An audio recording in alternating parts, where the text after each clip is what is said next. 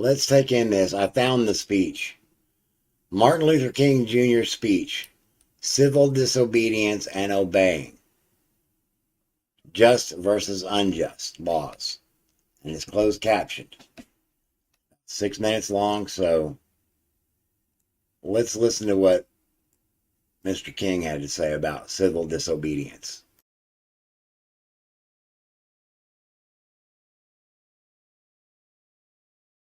Our guest today on Meet the Press is Dr. Martin Luther King Jr., who is in San Francisco. On our panel of reporters in Washington, D.C., you have just met Lawrence Spivak. Our other reporters today are Tom Wickert of the New York Times, James J. Kilpatrick of the Richmond News Leader, and John Chancellor of NBC News. We'll continue the questions now with Mr. Wickert. Dr. King, you said a moment ago that Alabama was a state that gives respectability to the resistance and defiance of the law. And you listed an observance of the law by local agencies in the South as one of the cardinal aims that you were seeking. Yet on March the 9th, you led the second march on Montgomery in violation of a federal injunction not to march. You said that order was unjust, and John Lewis, one of your colleagues, said that the Negroes had a constitutional right to march, injunction or no injunction. Now, was that in keeping with the spirit of nonviolence and the restraint that has always characterized your movement, and could you explain your reasoning in defying the court order that day? Well, let me say two things to that, Mr. Wicker. First, I did not consider myself defying a court order that particular day. I consulted with my attorneys before the march, and they stated that they felt that it was an invalid order, and that it would not be, that I would not be in contempt of court, violating the court order if I led the march to the point of having a moral confrontation with the state troopers at the point where the people were brutalized on Sunday. So I still don't consider that breaking a court order or breaking what I consider an unjust law. On the other hand, I must be honest enough to say that I do feel that there are two types of laws. One is a just law and one is an unjust law. I think we all have moral obligations to obey just laws. On the other hand, I think we have moral obligations to disobey unjust laws, because non-cooperation with evil is as much a moral obligation as is cooperation with good. I think the distinction here is that when one breaks a law that conscience tells him is unjust, he must do it openly, he must do it cheerfully, he must do it lovingly, he must do it civilly, not uncivilly, and he must do it with a willingness to accept the penalty. And any man who breaks a law that conscience tells him is unjust and willingly accepts the penalty by staying in jail in order to arouse the conscience of the community on the injustice of the law is at that moment expressing the very highest respect for law. Well, I can sympathize with a good deal of that, but it seems to me you get into a very difficult point here at which one man's conscience is set, in fact, above the conscience of society, which has invoked the law. How are we to enforce law when a doctrine is preached that one man's conscience may tell him that the law is unjust when other men's conscience don't tell them that?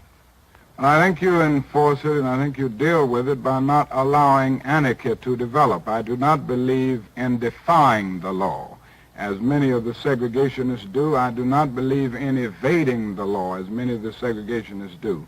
The fact is that most of the segregationists and racists that I see are not willing to suffer enough for their beliefs in segregation, and they are not willing to go to jail. I think the chief norm for guiding the situation is the willingness to accept the penalty. And I don't think any society can call an individual irresponsible who breaks a law and willingly accepts the penalty if conscience tells him that that law is unjust. And I think that this is a long tradition in our society. It's a long tradition in biblical history. Meshach and Abednego broke an unjust law, and they did it because they had to be true to a higher moral law. The early Christians practiced civil disobedience in a superb manner. Academic freedom would not be a reality today if it had not been for Socrates, and if it had not been for Socrates' willingness to practice civil disobedience. And I would say that in our own history, there's nothing that expresses a massive civil disobedience any more than the Boston Tea Party, and yet we give this to our young people and our students as a part of the great tradition of our nation. So I think we're in good company when we break unjust laws, and I think those who are willing to do it and accept the penalty are those who are part of the saving of the nation.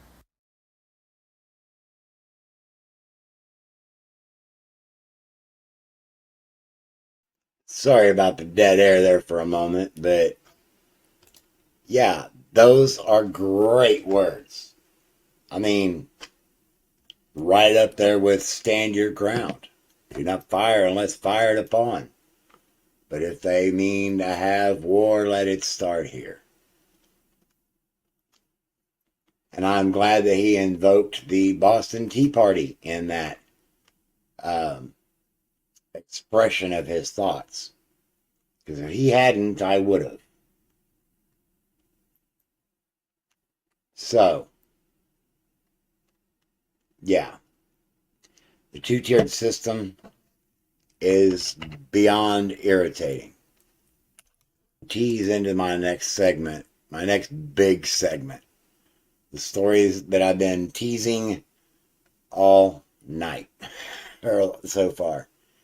This is another big win for us. This is another very big win for us. Hang on a second. Let me, there we go.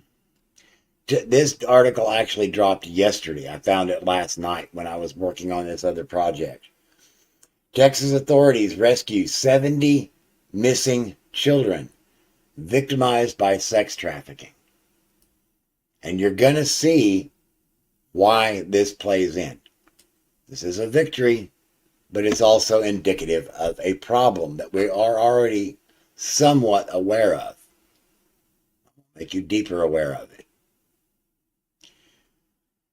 Hang on. I apparently need to make some adjustments.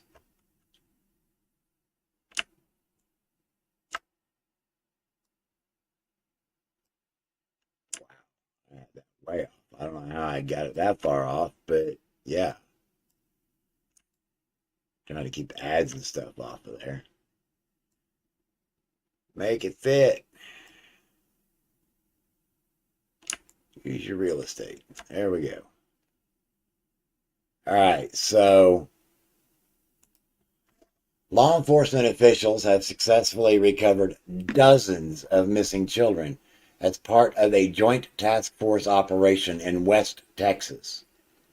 The 3-week operation, known as Operation Lost Souls, started last April in the Texas counties of El Paso, Midland, Ector, and Tom Green, and recovered 70 children ranging in the age from 10 to 17 who were victims of sex trafficking, physical and sexual abuse, according to a press release from the Department of Homeland Security.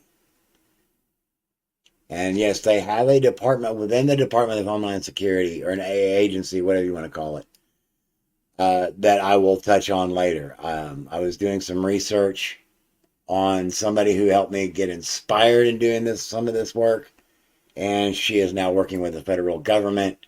So her international human trafficking or anti-human trafficking operation is on hold right now. Anyway, back to the article. Quote, Operation Lost Souls exemplifies Homeland Security Investigation's commitment to protecting the public from crimes of victimization. In this case, we are looking out for our children, our community's most precious resource, end quote, said Homeland Security Investigations El Paso Deputy Agent in Charge, Taekuk Cho. Quote, the HSI is committed to continue working with our law enforcement partners at local or to locate, recover, and help missing children heal while ensuring that perpetrators are held responsible for these heinous crimes and brought to justice, end quote. Really?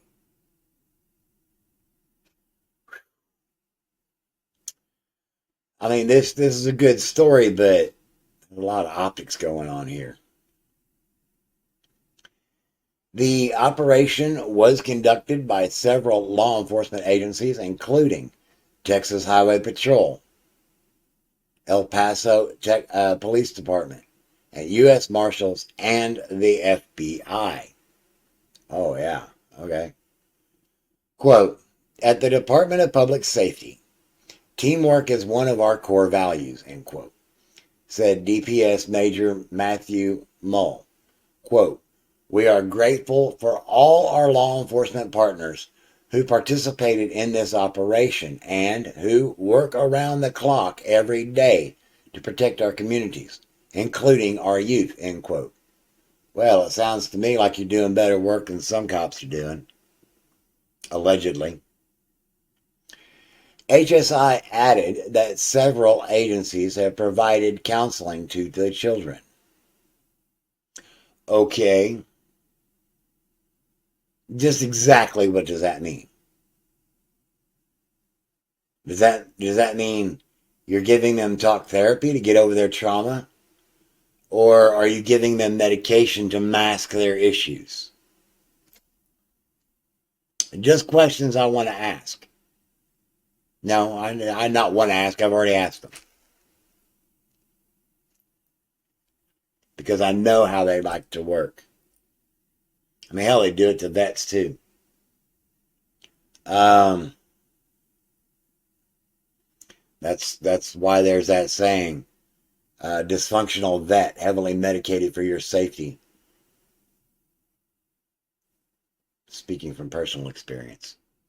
Anyway, moving on, back to the article. Authorities say that the children who were located outside of West Texas were found in Dallas, Texas, Colorado, and Ciudad Juarez, Mexico. Federal law enforcement teams have successfully rescued missing children in operations across the country over the last few years, including January 2021, when the FBI announced it located 33 children in the Los Angeles area. U.S. Marshals in Ohio rescued 45 missing children and 109 additional human trafficking survivors during Operation Autumn Hope in October 2020. But we know there's a whole lot more missing kids than that. That's the end of that article. Now, we will be revisiting this whole concept of human trafficking, as well as the other shenanigans that I've been alluding to. But for now, let's go ahead and do some of this. We speak what we believe. Yes, integrity is very important. Very important. That said, I am well aware that the material that is being presented in this segment might be touchy for some people. Not sorry. This is history and is directly related to what we are dealing with at this very point in time.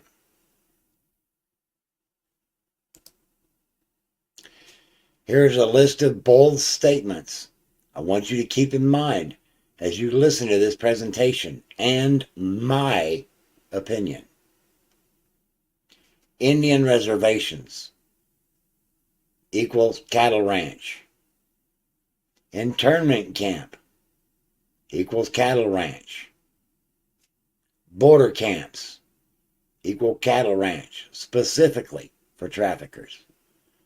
And think about those COVID camps. They're really no different than an internment camp like in World War II, when the United States segregated Japanese and German Americans and isolated them from the rest of the public.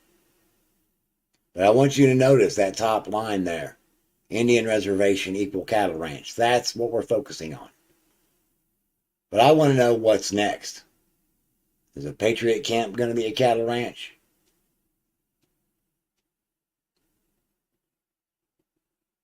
Now, I don't know if you recognize that map in the background, but I will introduce you to it. And as a matter of fact, this ought to be considered a pilot episode of a parallel project to my Human Trafficking Awareness Project, which I'm going to try to keep to around 90-minute segments. Notice, I am not running down America. This opinion piece is exactly that, opinion, based on historical evidence. I hope you brought a drink and a snack. I advise that you buckle your seatbelt because this ride is bumpy. Missing and murdered indigenous women. Now, this is an advocacy group that gained a lot of voice during the Trump administration. They are against human trafficking. They are against domestic violence. They are against abuses of human beings in general, but specifically, the indigenous women of the Northeast United States Northwest United States and Southwest Canada. And even Canada knows it's a problem. In fact, it is such a problem that Trump signed an executive order to tackle the crisis of missing and murdered indigenous women. Because the statistics are ridiculous. They are. And this is not something that is new. The human trafficking situation is so bad that there is an Attorney General Alliance. And that's the page that we're on right now. Let me see if I can adjust this so that we can see all of it. And there's a reason why you need to be able to, hang on. Yeah, there we go. There's a reason that we need to know about this organization. I teased an individual a while ago that runs an international anti-human trafficking alliance. Her name is Dottie Laster. She's basically the American equivalent of the British hero, Tommy Robinson. I think that's the right name. These people do fantastic work. But this human trafficking is directly linked to what we're getting to. On the overview here, human trafficking has been part of the U.S. since its inception through the use of slavery as forced labor.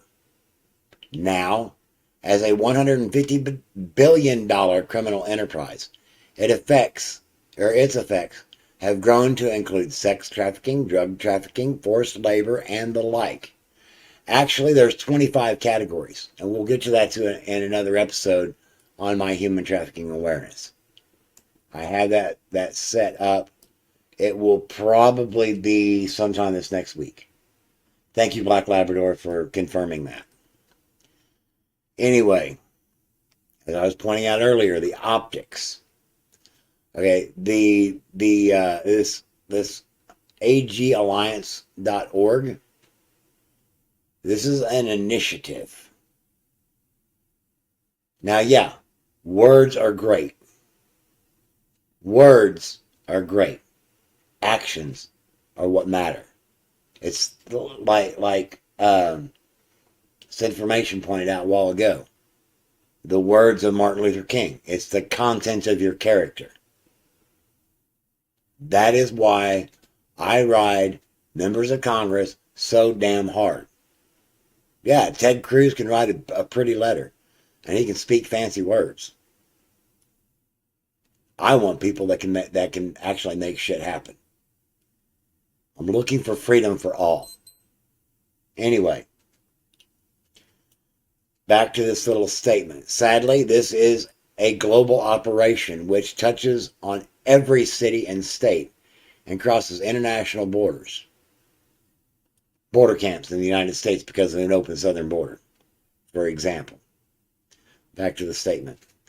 Human trafficking violates the foundational principles of the United States, which was formed to protect individual freedoms, rights, and liberties.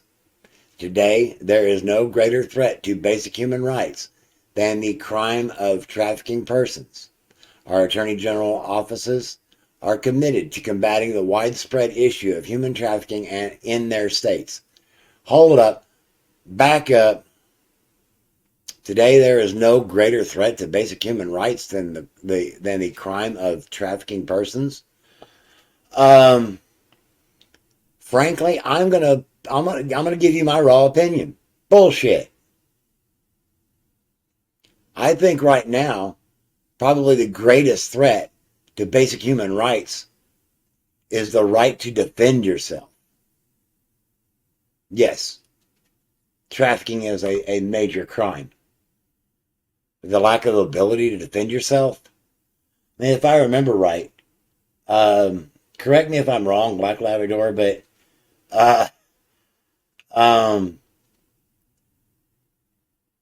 doesn't London have certain regulations where even your kitchen knives have to have rounded tips on them?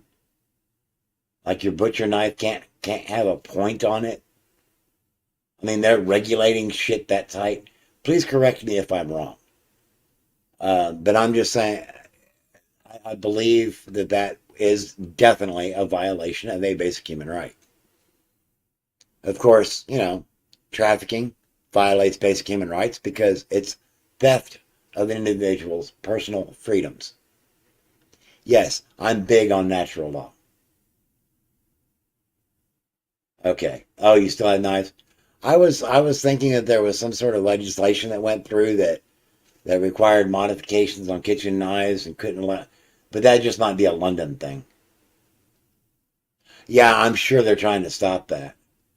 I mean, when I was in England in the 80s, I think it required 1 permit to get a shotgun, 2 permits to get a rifle, and 3 permits to get a handgun. It's a very totalitarian environment there. And that's definitely the direction I'm heading at. Okay, thank you, Black Labrador.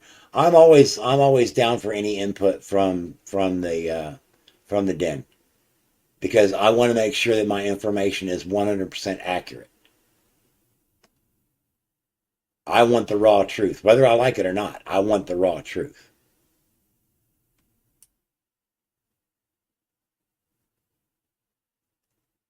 Oh, I know Cambridgeshire quite well. Um, just the tip. Yeah, I was stationed at RAF Weathersfield and lived in off base housing in Haverhill, south of Cambridge. In fact, I got my first tattoo in. Oh shit! Now, hang on. Oh, I'll have to think about it in a minute.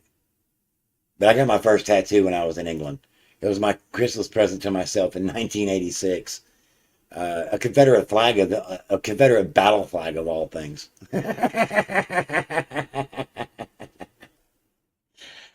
I actually had it retouched a couple of years back because even though a lot of the red was still there, most of it had dropped out. So we have this Human Trafficking Alliance.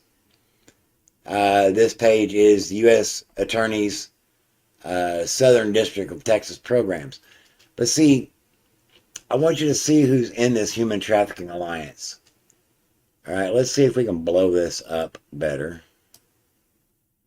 I know I can do it. I don't know, let's just blow it up big enough that I can move it around. There we go. We have the Houston Police Department. We have the U.S. Department of Justice. We have the U.S. Department of Homeland Security. I don't know who this organization is. United Against Human Trafficking. I don't know who they are. Here, let me biggerize that even more. We've got Treasury Department. We have the District Attorney. Let's see if I can make that even bigger where we can read it better. We have the District Attorney of... I can't make that out.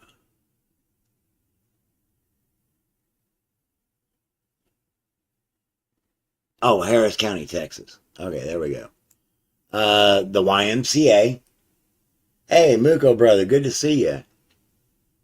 The YMCA, which has an allegedly sketchy past. Catholic Charities, which also has an allegedly sketchy past. I've talked about them. And Del Rio, Texas, I do believe it was. There was some AJ action there that alleged some behaviors that were less than agreeable. We have the Department of State. I'm going to leave that one alone. We have the Department of Labor.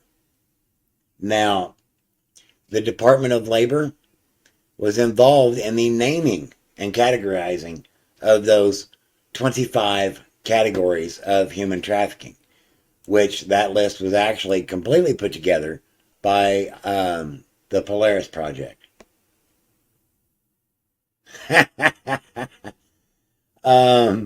Yeah, D-Live absolutely nuked my channel. I can't imagine why. I told you folks, I'm fighting on more levels than most people realize. Let's see. We've also got a few police organizations. We've got the U.S. Coast Guard. We got the Department of Justice. Attorney General of Texas. Yeah. So those are the organizations that are officially part of this alliance. This AGL, or this, Human Trafficking Alliance. Now that you see who's involved, maybe I'm off base. Maybe there is no sketch going on here. There's Rogue Dog Squadron, sister. I'm the commander of the Shadow Band Squadron. I've been put on restriction more than once on Facebook. I haven't gotten a ban there yet. Absolutely got my D-Live channel nuked. I'm actually surprised I still have a Facebook account. Because, for one, I'm in constant battles over there on a political engagement network. Yeah, do what you got to do. Taking care of business. Moving on. Because, I want to get through this. Now let's start getting into some history. Let's just mention a few things here, okay? We've got the Oneida Nation. They supported the American rebels in the American Revolution. Now, it's very important that I dial the calendar back that damn far. Yeah. Hang on.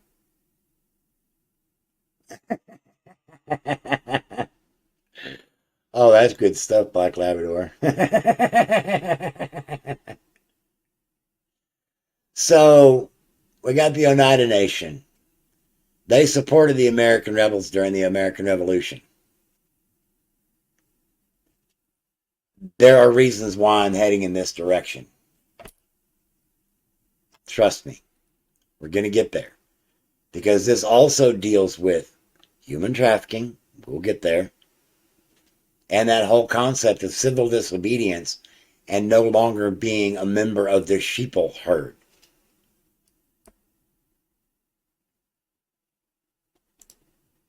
We're upset and agitated about what has happened to the world over the last couple of years. Now, the COOF is nothing new when it comes to biological warfare. In fact, as you see on the headline of this article traces biological warfare all the way back to 300 BCE, or as we used to call it, BC. It used to be before Christ. That's what the BC stood for. If you don't know what BCE stands for, it's the wokenized version. It stands for before the Common Era. They're still using the same calendar.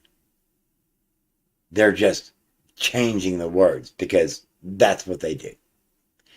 Anyway, biological warfare is nothing new. Why do I bring this up? Well, do you remember those blankets? Those blankets that were so generously given to the natives after the revolution?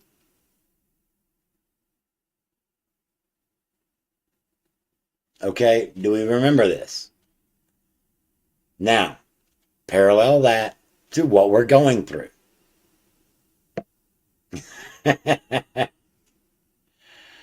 So, that's just a reminder. And here we get into the meat and potatoes of what has happened as what I'm calling social experiment that has led us to where we are now. Just snug up your seatbelts and let's do this. This is from the U.S. Department of the Interior, Indian Affairs. Okay, we have an entire department that was established for the purpose of controlling an entire marginalized population. And this battle has been going on for a long damn time. Let's go for this. What is a federal Indian reservation? Okay, that right there is the first clue that something is wrong with this whole damn picture. Okay? What's next? Patriot camps? Okay, so how does the Department of Interior define a federal Indian reservation?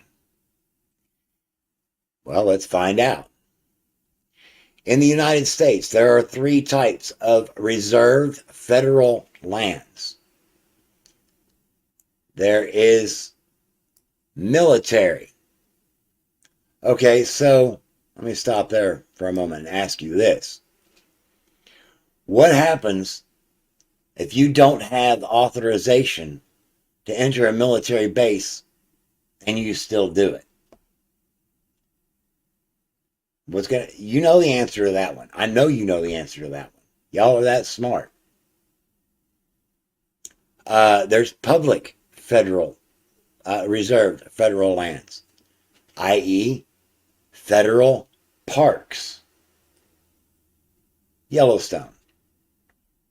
Yeah, you get arrested, for sure. They are calling federal parks, they classify federal parks as reserved federal lands. Okay, well, if, according to the Constitution, the power flows from the people to the federal government, aren't those reserved federal lands, like public reserved federal lands, actually available for public access? You would think. But because of my limited experience as a prospector, I haven't tried doing it on federal land. But I know gold prospectors who have and have been confronted by federal agents. Now we're talking about American citizens operating on federal lands that are supposed to be owned by the people. So, the battle goes on. By the way, the two agencies, federal agencies, that harass prospectors the most are the Internal Revenue Service, and because of my experience with prospecting and then switching over to politics, the abbreviation kind of threw me off. But it's the Bureau of Land Management, which was BLM to us prospectors. So you can imagine my confusion whenever I come from fighting for personal rights to prospect on what should be publicly owned lands because it's considered federal, and dealing with the Bureau of Land Management into there's a BLM that's trying to burn down the country and finding out it's Black Lives Matter. Yeah, lots of confusion. Yeah.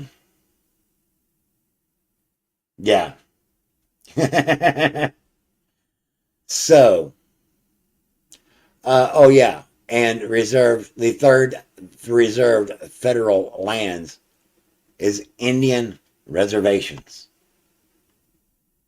So,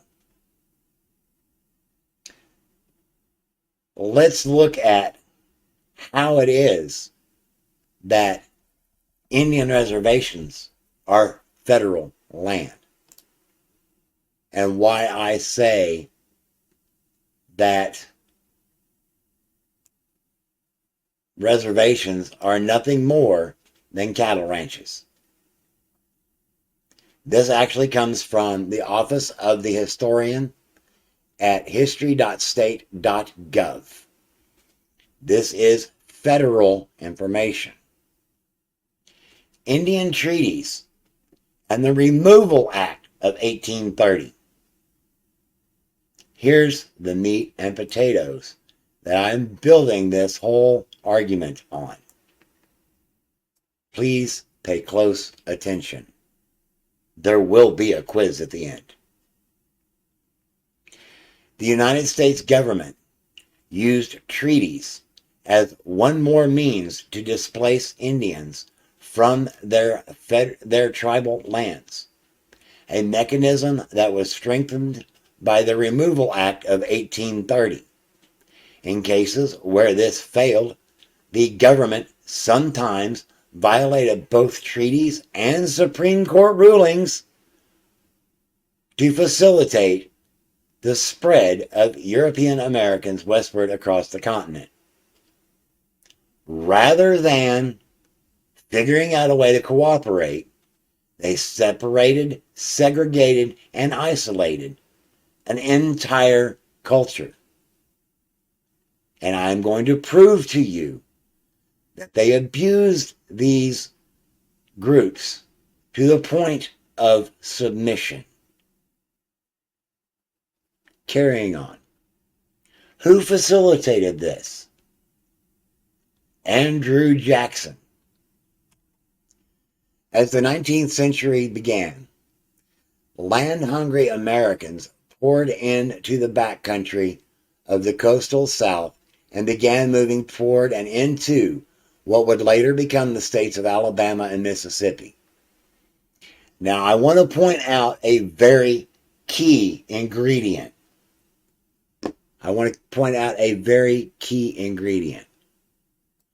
Land-hungry Americans. What is that? Greed. Greed. Greed stems from money. And the love of money is the root of all evil. Greed and the greedy are the ones who have smeared the black mark all over America that has put our country, our beautiful country, and our amazing people into such a damn predicament because of the divide, conquer, and rule. I am not besmirching my country. My problem is not with my country.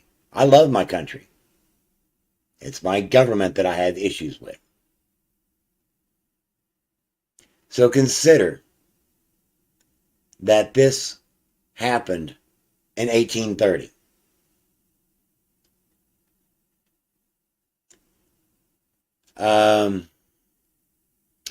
Continuing. Since Indian tribes living there appeared to be the main obstacle to westward expansion, greedy settlers, I'm going to put it that way, greedy settlers petitioned the federal government to remove them. Greedy settlers petitioned the federal government to remove them. It was a greedy lobby. How many other greedy lobbies are we aware of today? I'm getting at the corruption of the whole damn thing.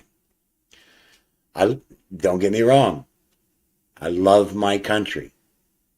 And I would die fighting for the freedom, not only for my country, but for all humans. Anyway, although Presidents Thomas Jefferson and James Monroe argued that the Indian tribes in the Southeast should exchange their lands for lands west of the Mississippi, they did not take steps to make this happen. Indeed, the first major transfer of land occurred only as the result of war. What is the transfer of land? The transfer of wealth. Right? Here, give me your rich, fertile farmland and take this patch of dusty land west of this river, west of this landmark. Try to scratch a living out of a dust bowl while we prospered farming your rich land, or what was once your rich land. Greed is the issue here, not the country. The management.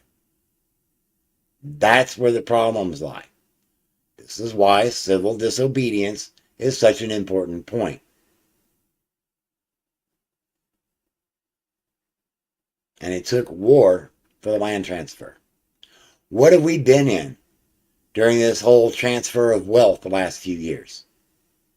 We have been at war. It has been digital. But as we have seen, it's coming out on the streets. I got to get moving here. In 1814, we took a little trip. Sorry. In 1814, Major General Andrew Jackson led an expedition against the Creek Indians, climaxing in the Battle of Horseshoe Bend in present-day Alabama, near the Georgia border, where Jackson's force soundly defeated the Creeks and destroyed their military power. Now, the reason I'm considering this the pilot of a series is for historical reasons. I am going to start breaking down some of these wars and the tactics used, the methods that led up to them, and the weaknesses as to why one side failed and the strengths as to why the other side succeeded. I am not just going to focus on American Indian Wars. I will be looking at other revolutions as well. And you will find out shortly as to why I call the Civil War a distraction. Anyway, so President Jackson signed the Indian Removal Act of 1830. This is what I am calling out as the submission of a people. And it actually covers 5 tribes, 5 nations. Oh, a point of fact about the Indian Removal Act of 1830. It describes the Indian nations as separate, and I'm quoting this, quote, separate, domestic, dependent governments. What they did was they set aside land, protected land that was owned by the federal government, and gave permission to these people to live there. And these people accepted it in exchange for protection.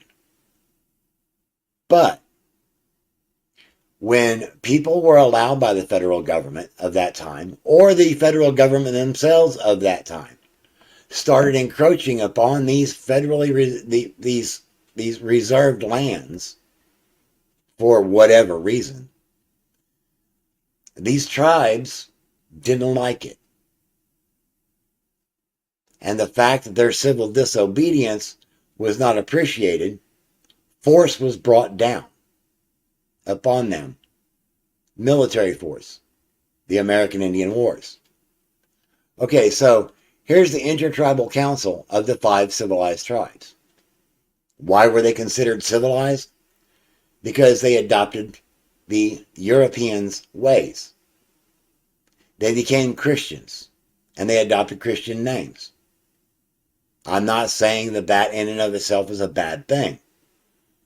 What this is about, the reason they are considered civilized is because they submitted. I will not comply. Natural law is a thing. So who do we have here? We've got the seal of the Cherokee Nation. And if you'll notice, it looks a lot like a federal seal. And if I enlarge that even more, you can see the handiwork of Sequoyota, the man who created the written language for the Cherokee Nation. I don't remember if it was before or after he learned English, but and became Christianized. But anyway, there's the Cherokee language represented on the shield. We also have the Chickasaw. Now, the Cherokee, they were settled on the eastern side of Oklahoma, kind of central eastern. The Chickasaw, southeastern. We're going to get to an article after a while about natives getting excited, or the term then was uppity. These uppity natives have to be controlled. So what are we going to do? We're going to make them submit. We have the Choctaw, which are also in southeast Oklahoma. The Muskogee, which are in east central Oklahoma. And the Seminole. Now you'll remember the song Seminole Wind. The Seminole were from Florida and they were relocated to Oklahoma.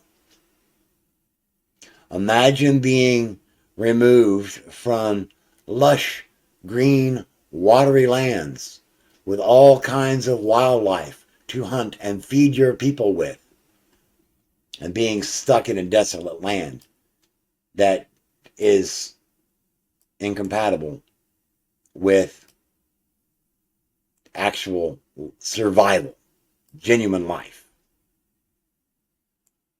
This is what I am calling a trial run of the Great Reset.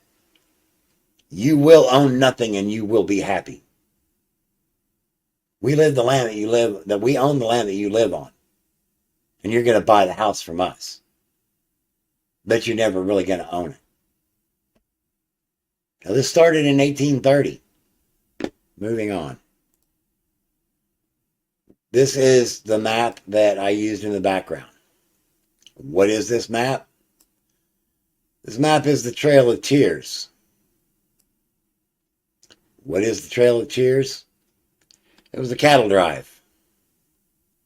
That's why I say that reservations are cattle ranches.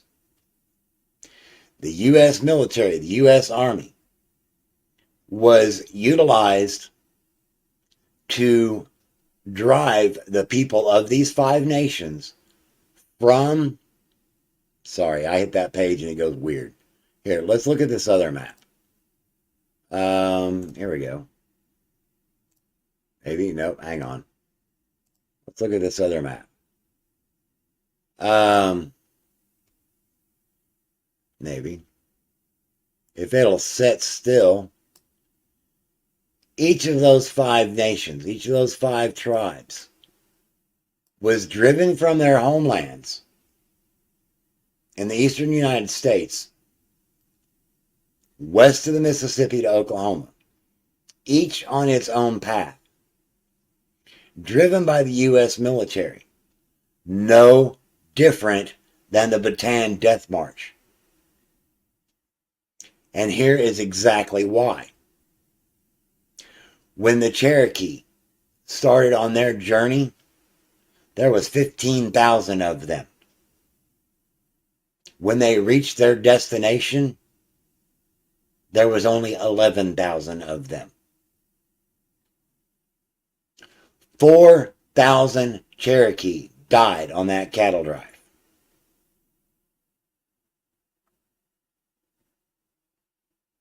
Now, when did this cattle drive happen? It happened in the late 1830s. It started in 1836.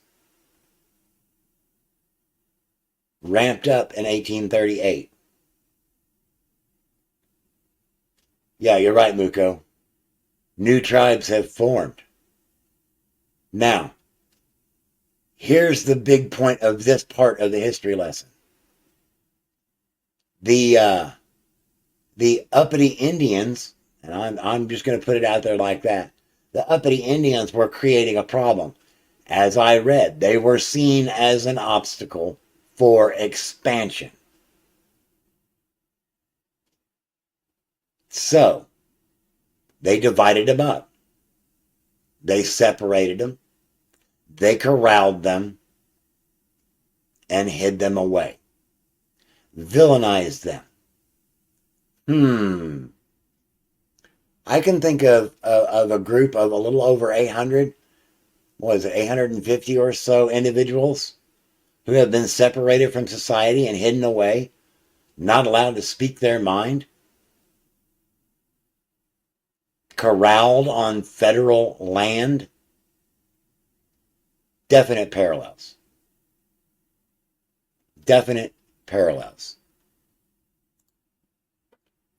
In fact, here, let's take a look at this delicious piece of evidence that is very pertinent to this continuing segment. Human medical experiments in the United States, the shocking true history of modern medicine and psychiatry, 1833 to 1965. I don't care if that's rude. I'm going to speak my opinion. It's kind of like George Carlin said to that preacher that didn't like what he was hearing on the radio. There's 2 knobs on the radio. One of them turns it off and the other one changes the station. If you don't like what I have to say, you can walk away and not listen. You can plug your ears. Or check, whatever. I'm going to use the language of the day. Yeah, it's very interesting how it started in the 1830s. I'm glad you brought that up, Muko. Because if you remember, I know I've run that movie, The House of Rothschild, at least once, maybe twice. Oh, hold up. Hold that thought on Coca-Cola. Hold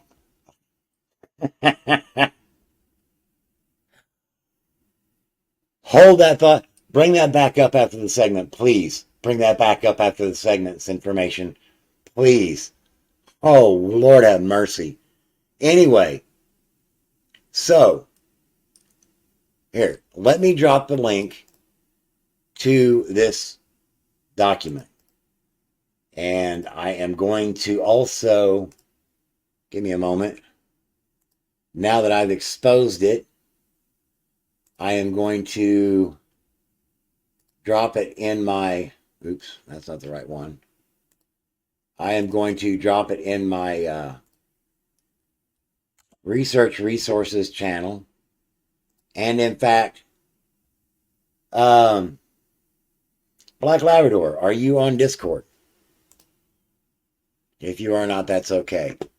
But I have a channel on Discord that's absolutely loaded with this kind of stuff. All right, so let's see, hang on, what we got going on over here? Yes. The American Indians have been the natives, indigenous peoples, however you want to categorize it. But the First Nations, as they prefer to be called these days, from what I understand, last I knew, I don't know, the dictionary changes so damn often. But, yeah. Test subjects. This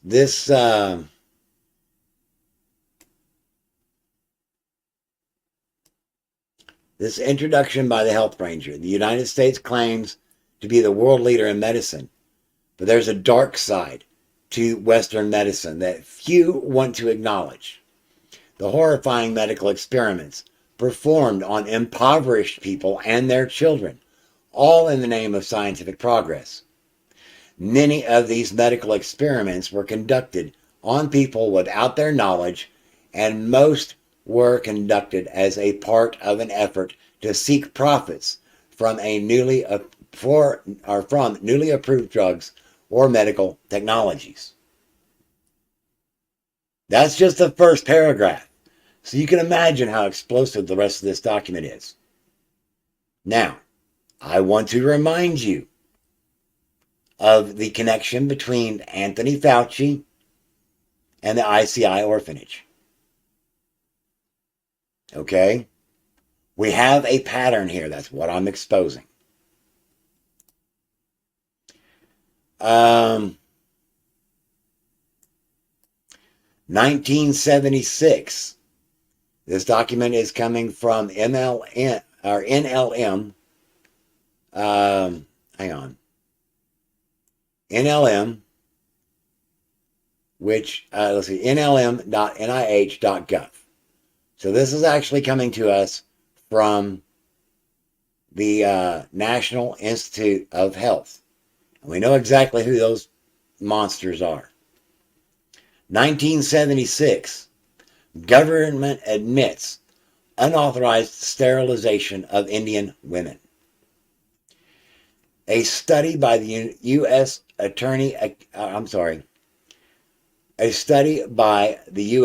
General Accounting Office finds that 4 of the 12 Indian Health Service regions sterilized 3,406 American Indian women without their permission between 1973 and 1976. The GAO finds that 36 women under the age of 21 were sterilized during this period, despite a court-ordered moratorium on sterilization of women under the age of 21. 2 years earlier, an independent study by Dr. Connie Pinkerton, Pinkerton Erie, Choctaw Cherokee, she's a Choctaw Cherokee, found that 1 in 4 American Indian women had been sterilized without her consent. Pinkerton Urie's research indicated that the Indian Health Service had, quote, singled out full-blooded Indian women for sterilization procedures, end quote. Genocide. Genocide. This fight's been going on for more than just a few years. Can you understand why some folks might be a little bitter? How about another delicious nugget from the CDC.gov? Now, I don't know. I want to present for your consideration.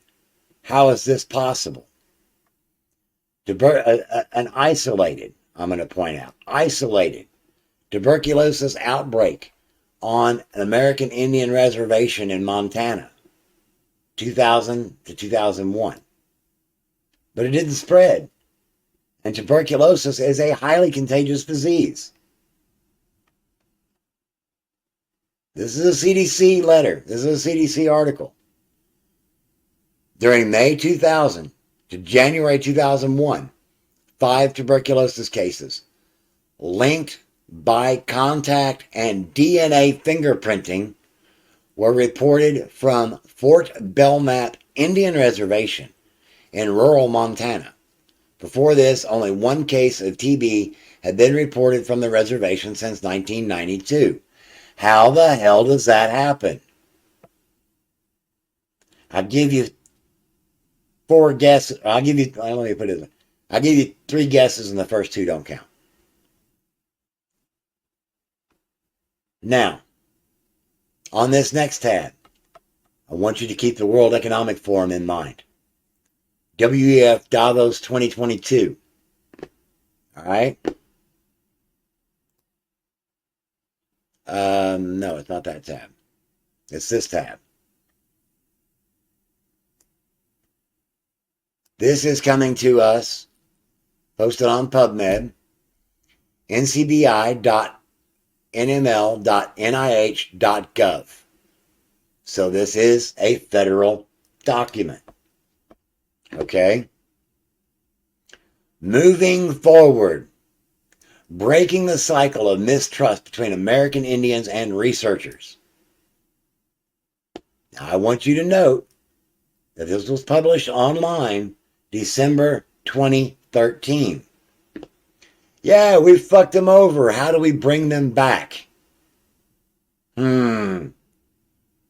This argument sounds familiar too. American Indians, AIs, have some of the poorest documented health outcomes of any racial ethnic group. Research plays a vital role in addressing these health disparities. Health disparities. Historical and recent instances of unethical research, specifically the Havasupai Diabetes Project, have generated mistrust in the American Indian communities. Well, what is that? What is this? I've never heard of that. What is that? Well, I will present for your consideration. Genetic research among the Havasupai. This is a cautionary tale. I'm just going to introduce it to you. Imagine that you donated a bit of blood to a researcher whom you believe intended to identify a genetic link to a disease ravaging your community, only to discover years later not only that had you been misled, but that other researchers were mining your DNA for reasons that were never disclosed to you. What would you do? This was the case for the Havasupai tribe in Arizona, who learned that researchers at Arizona State University had gathered blood samples from them to search for a link to diabetes, but used the samples to look at other diseases and genetic markers, thereby violating the basic tenets of human subject research to determine where the breakdown between the Havasupai tribe and ASU occurred. Let's look at the community-based participatory research and its underlying principles of informed consent. So, where else have we heard of genetic research for the purpose of identifying particular genetic markers? Cue the biolabs in Ukraine.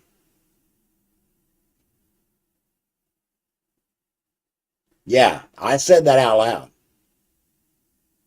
The Hunter Biden funded, kickback creating, CDC, NIH, CIA operated, DOD funded with U.S. taxpayer dollars to create biological agents for the purpose of attacking specific genetic lines. Now, why in the hell would anybody want to do that? Cue the infamous guidestones. Item number 1, population control. Global population to be maintained at 500 million. We're somewhere at or near 8 billion people. That means that roughly 15/16, let me do the math here. Yeah, that means roughly 15/16 of the population. Is that right? Yeah. 15/16 of the no, hang on. Yeah, 15/16 of the population would have to be eliminated. So yeah, genocide labs. That's a more appropriate term. Yeah, DNA targeted. These are allegations we've heard elsewhere. Moving right along because I want to get through this.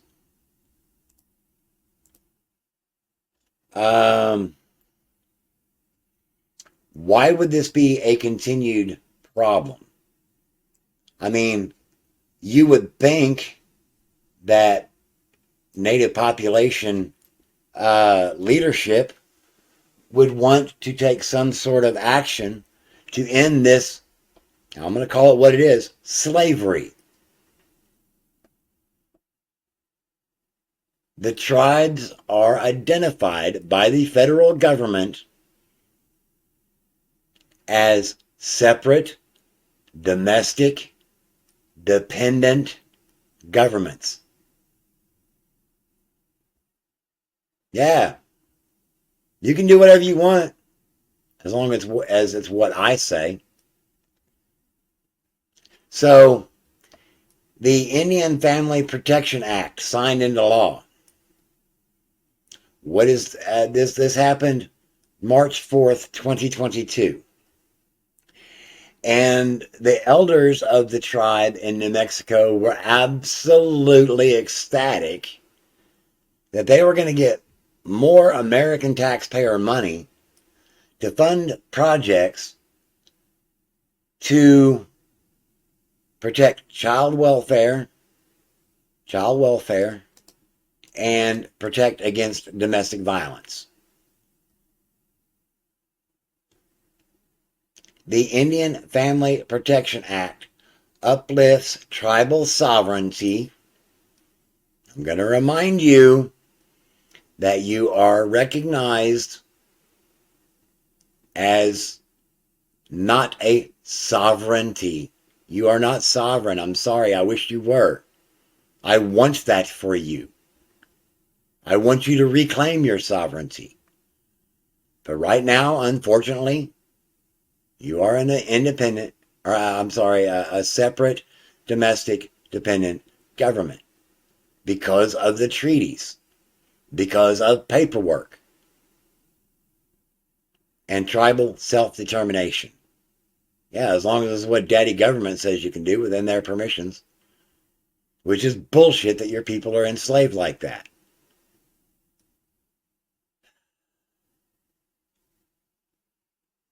Anyway,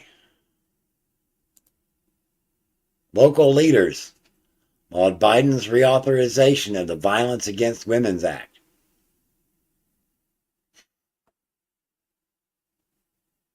Daddy government, take care of us. We need your protections. There's people that's means this to us. Yeah, it's the government that's being mean to you.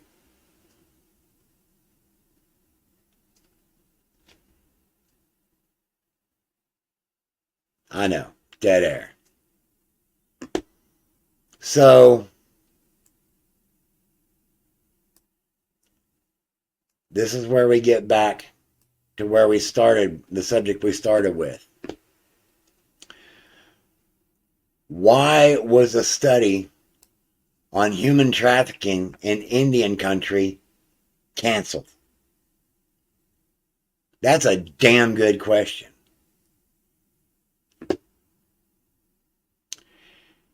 In late 2017, someone online offered 25-year-old Yahan a maid service job in a town 6 hours from her home outside Gallup, New Mexico. She was skeptical. She'd have to leave her 2 children behind temporarily, but needed the income. So she and her sister Marissa, both Navajo Native citizens, drove to a town near the New Mexico-Texas border. Both sisters' names have been changed to protect their identities. Upon their arrival, the sisters were kidnapped and physically abused and coerced by threats against their families. This is typical trafficker behavior. Unfortunately, I was not able to find the article. I think it's been scrubbed from the interwebs. But there were 2 teenage girls that disappeared from the Seattle, Washington area. Native girls. I believe they were like 16 and 17 years of age.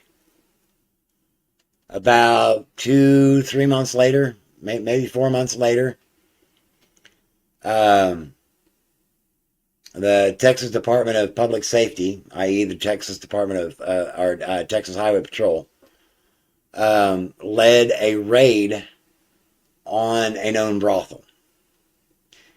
Yes, they had the FBI with them. Yes, they had the federal marshals with them. Yes, they had the county sheriff with them. Yes, they had local cops with them. But the Texas Department of Public Safety led the raid. In that raid, they found those 2 girls.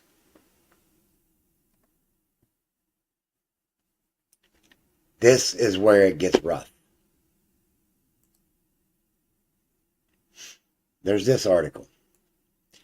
Now, the previous article was dated in January of 2019, where they were talking about the 2 sisters in New Mexico that disappeared, the Navajo girls. This comes to us from The Guardian. This is another story out of New Mexico. Quote, "Nobody saw me," end quote. Why are so many Native American women and girls trafficked? Nearly a quarter of New Mexico's trafficking victims are Native American, and women and girls are the least protected as the state struggles to address the problem.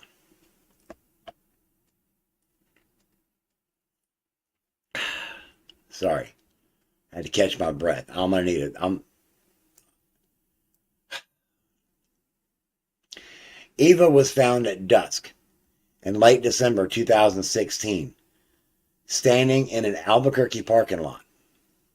The 15-year-old Navajo girl had been missing for more than 2 weeks when her grandmother got a call from the Bernalillo County Sheriff's Office saying her silver Ford truck had been recovered.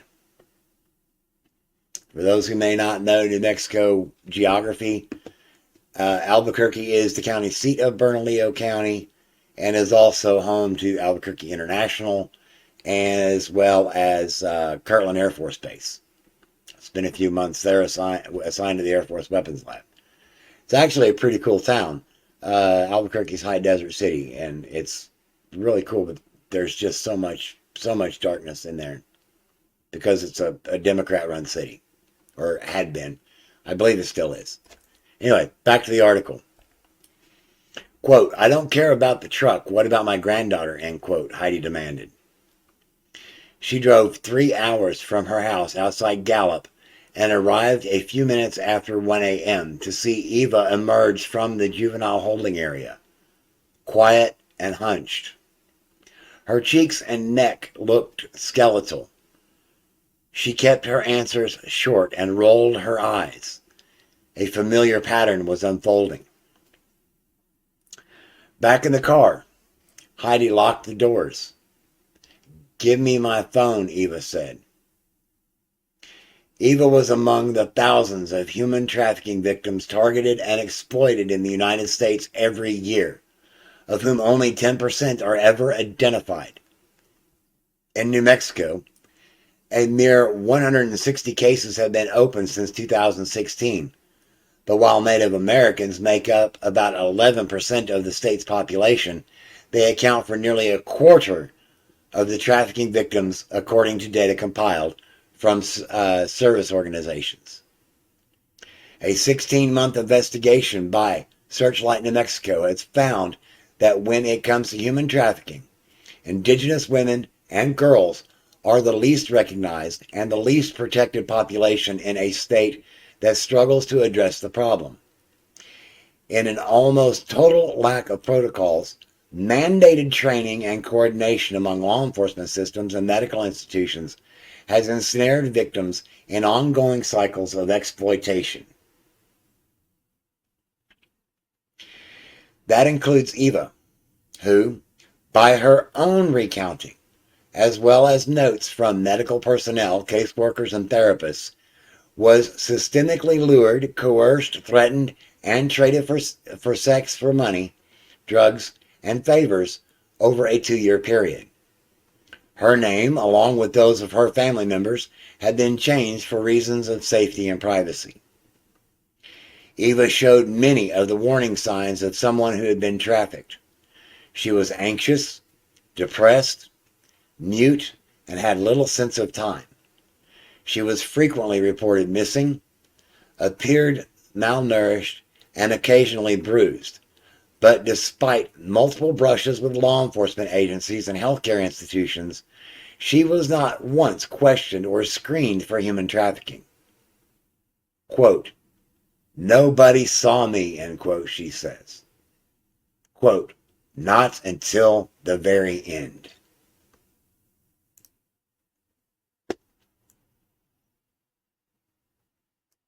Now, this is an article from the Canadians, from British Columbia,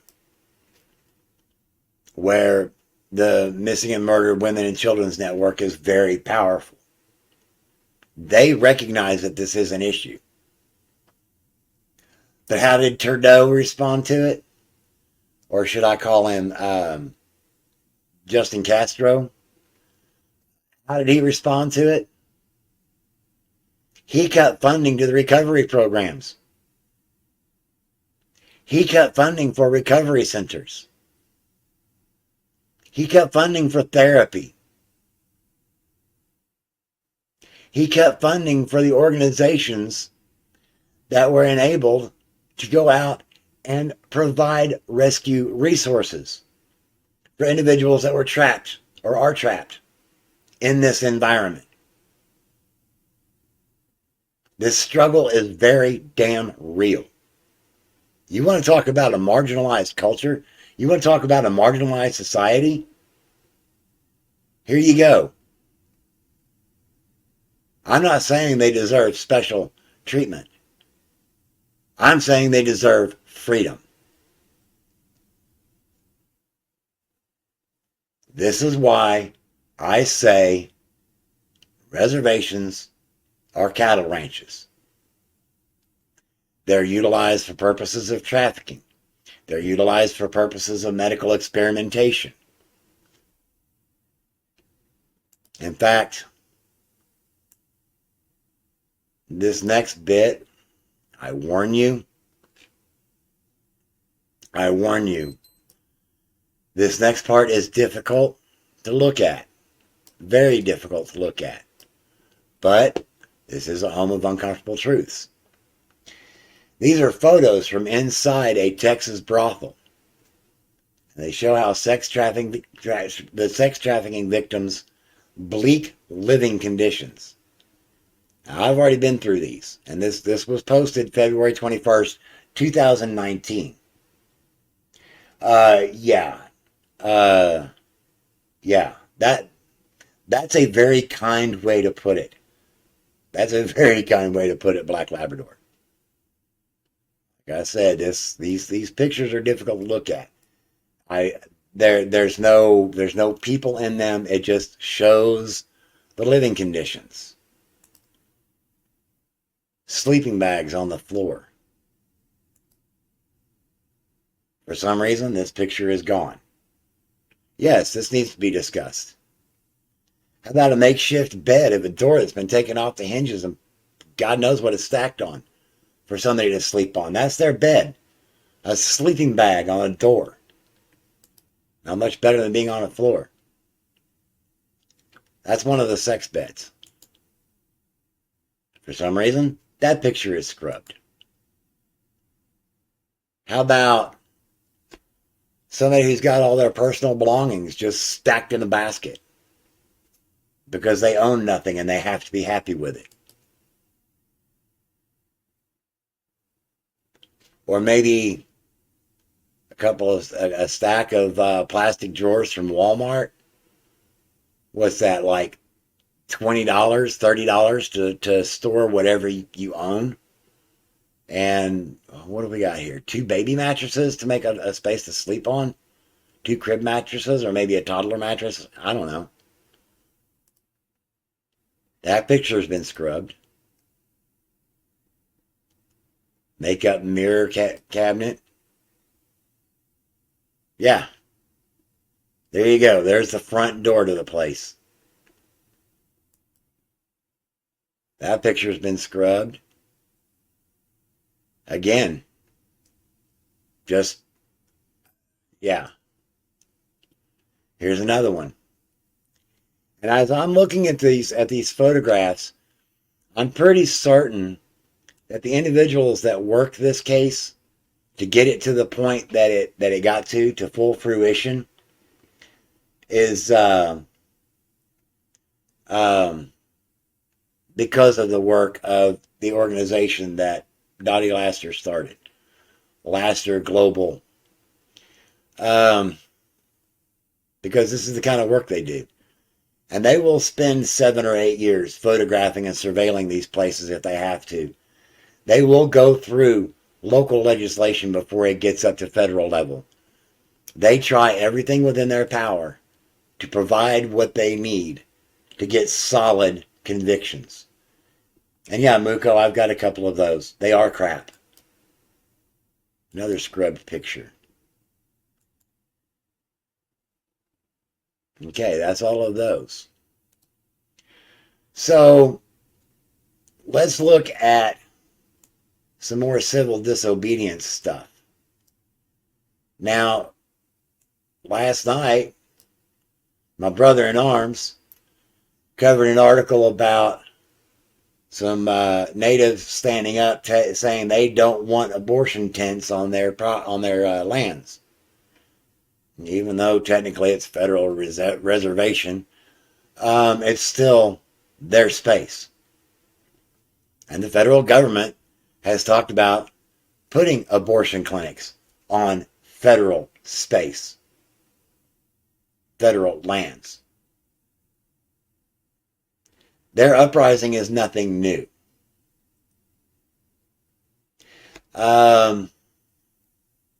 Let's go back to this starting in the 1830s. I was going to made reference to the movie The House of the Rothschilds, or House of Rothschilds.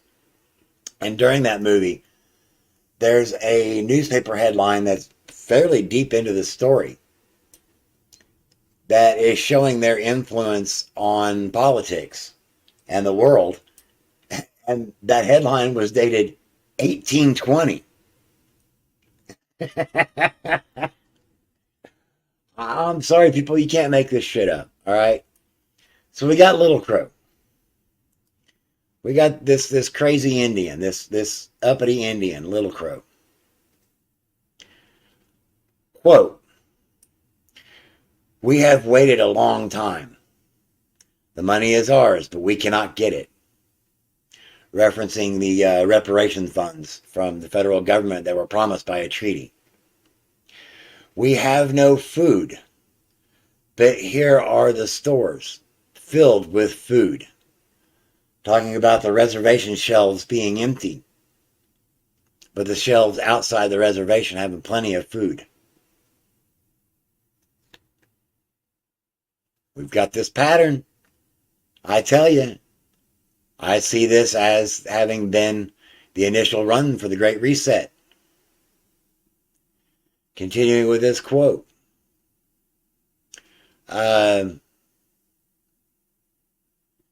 "We ask that you, the agent, make some arrangement by which we get food from the stores, or else we may take our own way to keep ourselves from starving.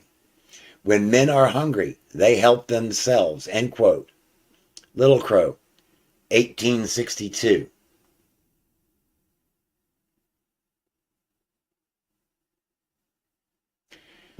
Little Crow was an uppity dude. He was very outspoken, as you can tell. As you can imagine, the U.S. federal government didn't like it.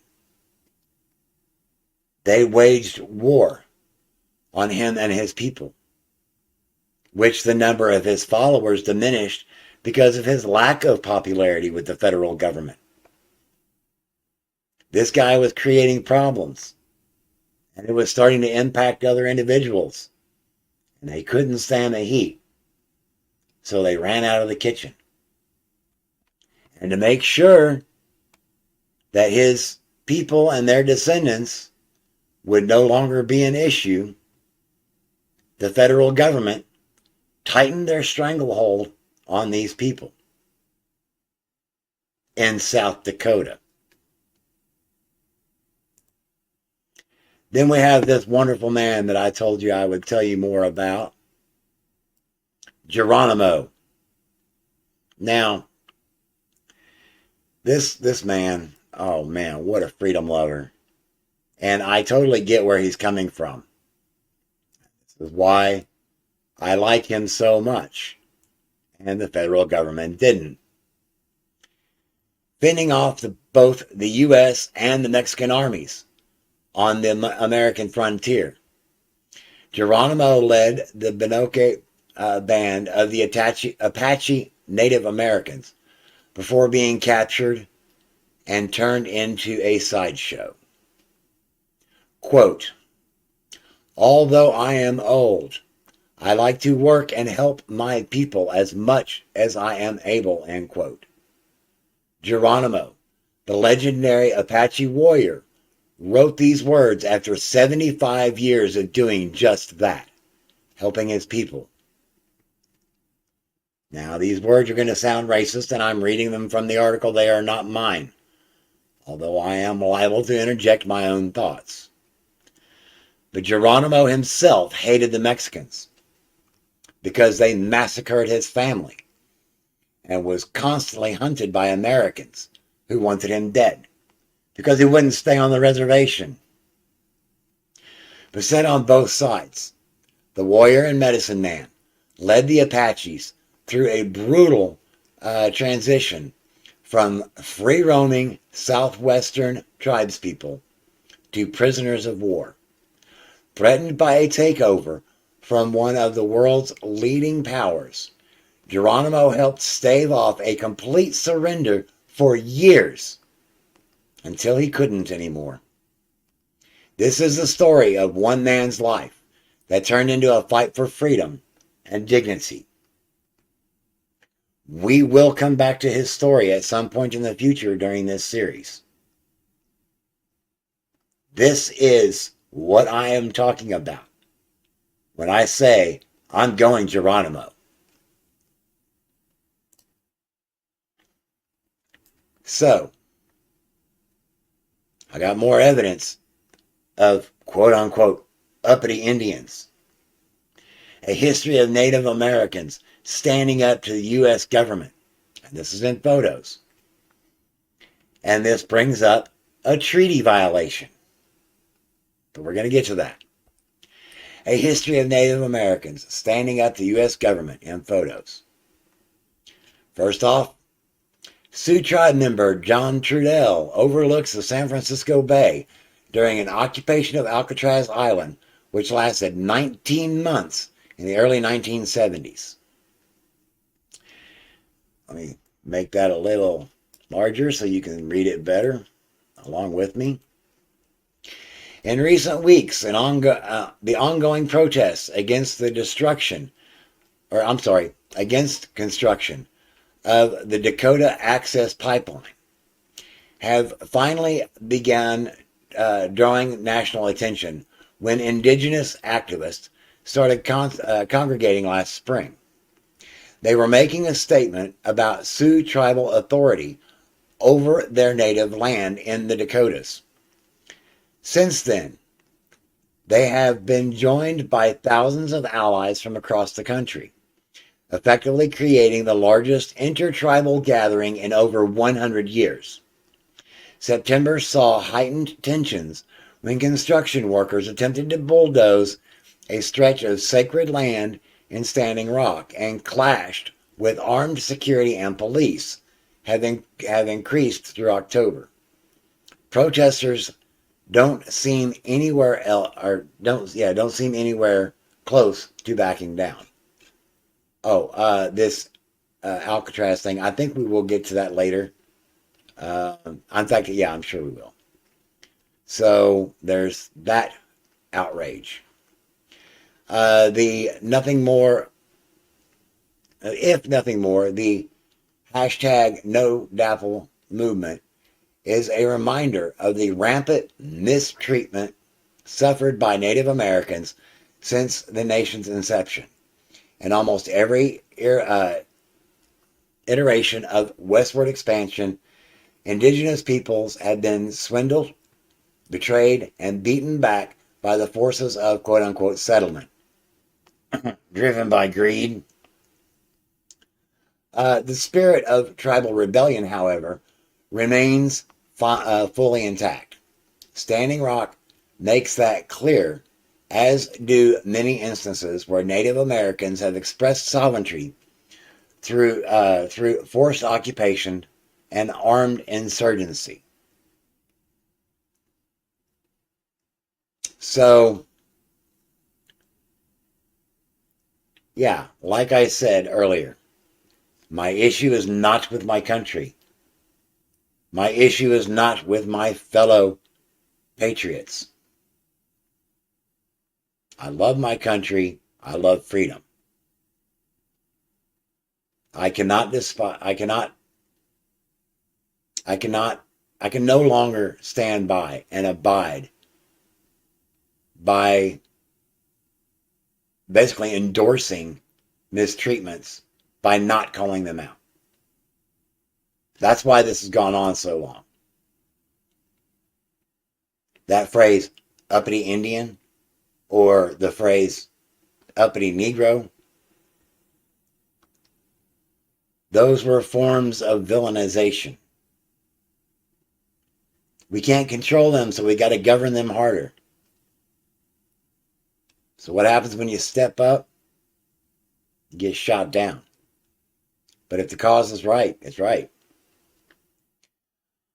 Also known as the Lava Bed War, 150 members of the Northern California's Modoc tribe resisted the U.S. Army for months from strategic positions near Tule Lake. Their leader, Chief Kent Puash, a.k.a. Captain Jack, was tried for war crimes after killing 2 Army representatives sent to negotiate a peace settlement. He was hanged. The remaining Modoc followers were held as prisoners of war in Oklahoma until 1909. The Modoc Wars were from 1872 to 1873, and they were held as political prisoners until 1909. What is that? 22 years for telling the government to screw off? I hope our J6 folk aren't in that long. I'm just saying. Here's the occupation of Alcatraz, 1969 to 1971. This is a treaty violation. No, I'm not trying to simp for the natives. I'm just saying these behaviors seem to be trying to be translated to a much larger scale. American Indian Movement leader and spokesman John Trudell during the 1969 Alcatraz Island occupation in San Francisco. 89 American Indians occupied San Francisco's Alcatraz Island for 19 months until they were forcibly removed by government forces. The Indians of all tribes, IOAT, claimed rights to the former prison island under the 1868 Treaty of Fort Laramie, which returned all unused, abandoned, or retired government land to its original native inhabitants. No, that did not end well. Chicago, 1971. Native Americans set up a community of occupation near Wrigley Field, home of the Chicago Cubs. In June 1970, about 30 American Indians took part in the demonstration, calling attention to inferior housing for indigenous people in Chicago. About the Nike Missile Facility in 1971. Following the occupation of Alcatraz, a smaller faction of activists briefly took control of a former Nike Missile Facility outside Richmond, California. The site had been abandoned and fallen into disrepair. The IOAT members claimed ownership on the same grounds as during their previous occupation in San Francisco. How did that go? Milwaukee, 1971. 25 members of the American Indian Movement. I got to interject a thought there.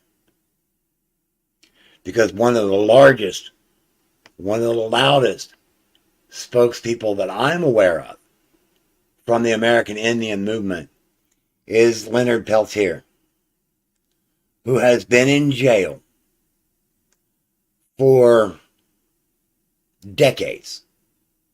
I think going on 5. I think he's been in jail for like 47 years because of an incident where federal agents, two FBI agents, went to a farm, yeah, I guess you could call it a farm, on an Indian reservation.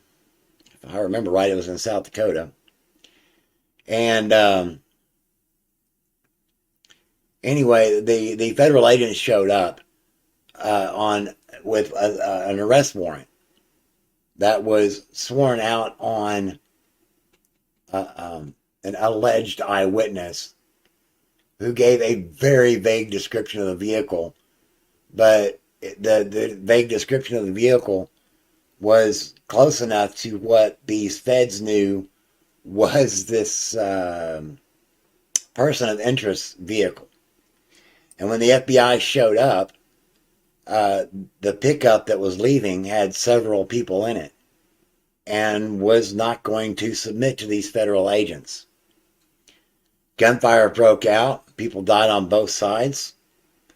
Leonard Peltier, being a Maui son of a gun and a target of the federal government, notice how I'm saying that, federal government, because he wanted freedom for his people,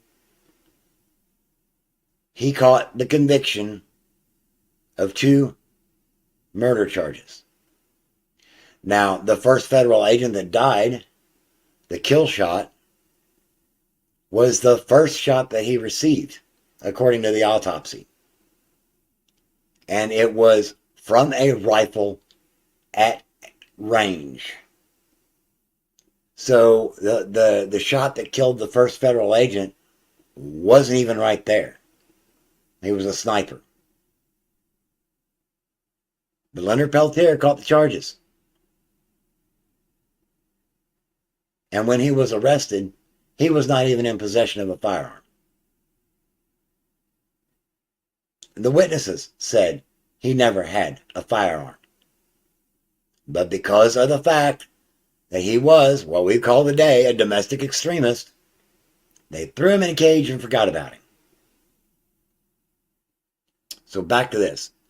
25 members of the American Indian movement took over an abandoned, emphasize abandoned, U.S. Coast Guard station on Milwaukee's lakefront on October 14th, 1971.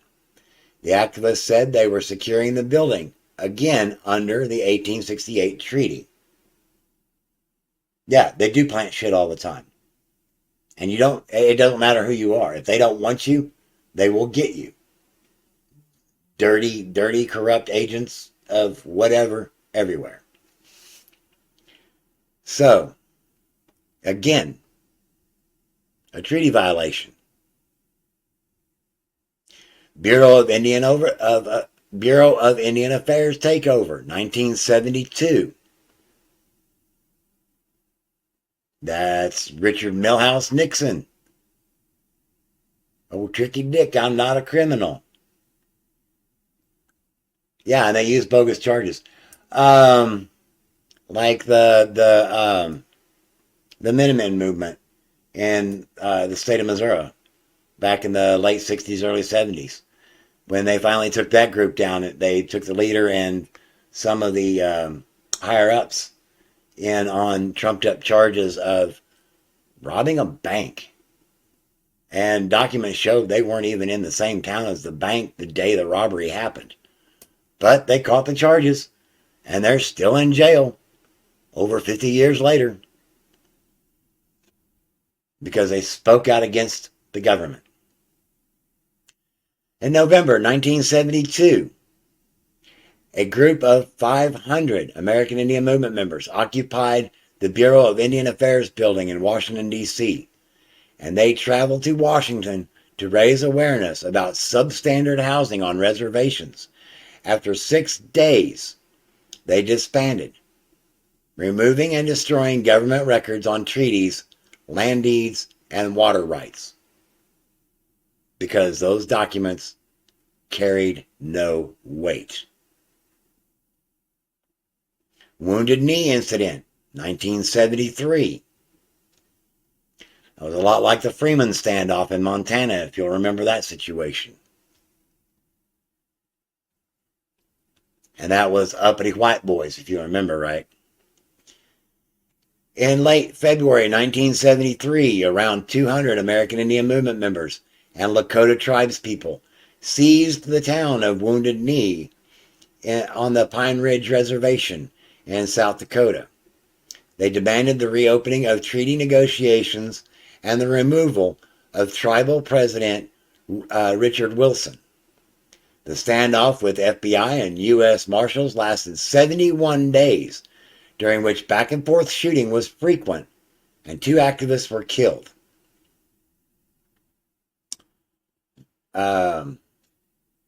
Waco, Ruby Ridge.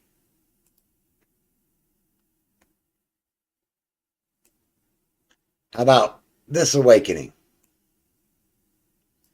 Native Americans fight back at the ballot box. This is September 2018. Let me make that big again. We're just going to introduce this because we're almost done. Then I'm going to run into some music, and I've got a great movie picked out.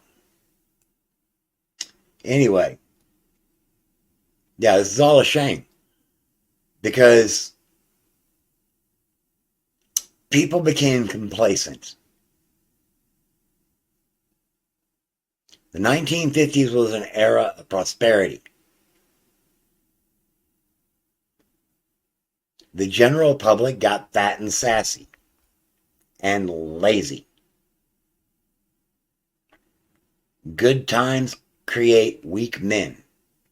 Weak men create hard times. Hard times create good men. Good men create good times. And the cycle repeats.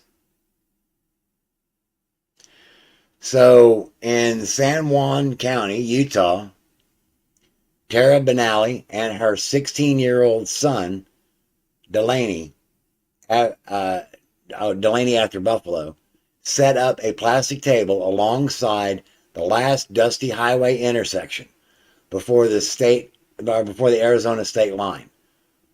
Here in Monument Valley, in the shadows of the towering red rock monoliths, sacred among the Navajo, the two are doing something that's rarely been done in this part of Utah, conducting a voter registration drive for local Native Americans. People are done. Yeah, that's 2018. Imagine what they're like now. I got Muko over here feeding me some stuff. Of course, on 1868, the Two Nations Treaty, the U.S. broke. Yeah.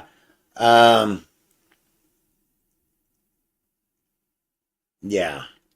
Let's go ahead and try to finish this section, and then I can bring some of that stuff back up in the next segment, or next installments of this. Let's go ahead and finish this. Native American advocates push back against attacks on tribal leaders. And this is published September 22nd, 2021, and this is coming to us from inside sources. Native Americans are taking a stand on behalf of tribal leaders amid an onslaught of special interest organizations attempting to push these local businesses that serve a often neglected community out of business. Our Native American advocacy group says opponents of tribal lending are promoting a, quote, false and often racist narrative, end quote. For years, the Native Consumer Law Center, a self-declared watchdog organization with no legal authority, has been waging a public relations war on tribal leaders, accusing them of being engaged in unethical payday lending and demanding they operate under non-tribal rules. Attacks on sovereignty. This is the article that Wage brought to us last night. Native Americans tell Democrats back off on building their abortion mills on tribal lands. I am proud of the resistance force that the natives have put up. I am so sorry, not speaking from anybody else's point of view, but from my own point of view, as a survivor of abuse. It breaks my heart that they went through that.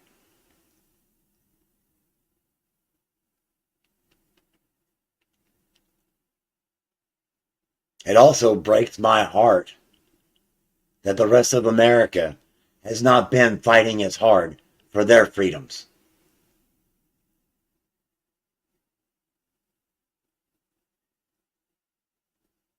I'm just saying. I was originally going to run Thunderheart as my movie for tonight, which I'm not going to start a movie for a couple of hours. Instead, I have chosen another movie. I'm gonna go ahead and tell you. I've chosen another movie because I think it expresses where we are in culture now and what it is we need to do. Tonight, we are going to indulge in The Patriot with Mel Gibson, because that is where we are. And trust me, I can play that role. Pocket fisherman in one hand and long-handled Chinese sharp in the other. I know you know what I mean. So, let's close that out and get to some music.